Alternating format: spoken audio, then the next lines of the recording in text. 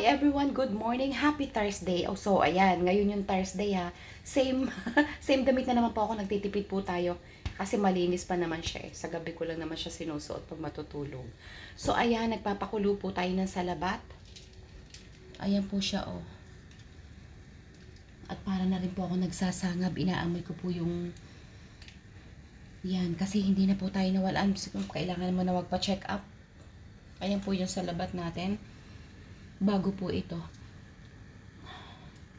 Hindi na po ako nawala ng iba na to eh. Kasi almost 1 month na yata. First time ko pong na-experience tong hindi na nawalan talaga ng sipon.